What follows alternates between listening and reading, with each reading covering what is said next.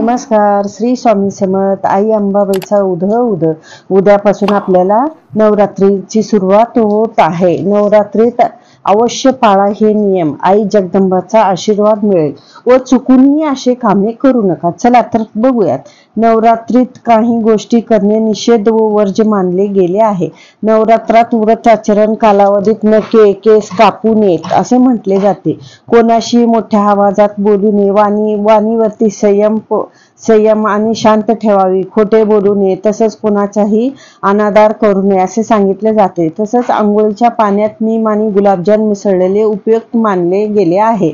तुम्ही आंघोळ करताना नीम आणि गुलाबजल थोडे 1-2 थेंब टाकून आंघोळ करा असे सांगितले जाते. सर्वात महत्त्वाचे म्हणजे नवरात्रीत व्रत आचरण हे निर्मळ मानाने प्रामाणिकपणाने आणि मनोभावे करावे. श्रद्धेने केलेले कोणतेही व्रत हे उत्तम मानले गेले आहे.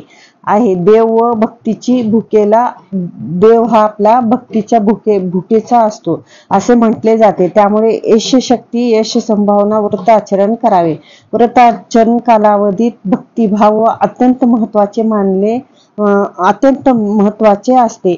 मनापासून केलेली प्रार्थना, उपासना, नामस्मरण, जप, सकारात्मकता तसेच शुभ फलाची प्राप्ती करण्यास सहानुभूती ठरते असे सांगितले जाते. तसेच नवरात्री खूप जवळ आहे. म्हणजे उद्यालाच नवरात्री आहे. नवरात्रीत 9 दिवस हे जगदंबा मातेला समर्पित आहे. नवरात्रीत 9 दिवस आपण पूजा आराधना व्रत करतो. तसेच नवरात्री काही नियम असतात हे आपण करायचे आहे. नवरात्रीमध्ये देवी जगदंबा हे सर्वांच्या घरी येते व त्यांची इच्छा पूर्ण करते. तर नवरात्रीत असे काही कामे आहेत जे की करायचे नाही. तुम्हाला सगळ्यांना अगोदरच सांगते, म्हणजे ही कामं करायची नाही. अगोदर कोणतेही कन्या मुलीचे मन दुखवू नये. कारण आपल्या घरात असो किंवा बाहेर असो जी कन्या असती तिचं तुम्ही मन दुखवू नका.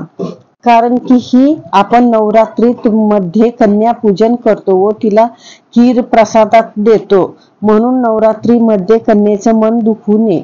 शास्त्रामध्ये म्हटले आहे की कोणत्याही कन्येचे मन दुखवले की आई भवानी नाराज होते असं आहे. तुम्ही कोणत्याही कन्येशी, स्वतः तुमची असो किंवा बाहेर असो, आपण कन्येला कधीच हे करायचं नाही, मन दुखवायचं नाही. तसंच नवरात्रीमध्ये आपल्या घरात रिकामे सोडून जाऊ नये.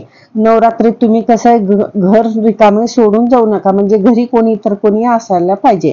कारण की आपण कलशाची व अखंड ज्योतची पूजा करतो. म्हणून घरात कोणी ना कोणी असावे. घर बंद करून जाऊ नका. तसंच तुमच्या घरात दुर्गा जगदंबेची 9 दिवसाची पूजा करत असताल तर घरात भांडणे करू नयेत. जगदंबा आई नाराज होते. म्हणून नवरात्रीत भांडणे तंटे करू नये. म्हणून नवरात्रीत कोणतेही वादविवाद करू नका. कारण की नवरात्रीत घर आपल्या शांत आणि पवित्र ठेवलं पाहिजे. कारण की आपल्या घरी आई दुर्गा मातेचं आगमन झालेलं असते.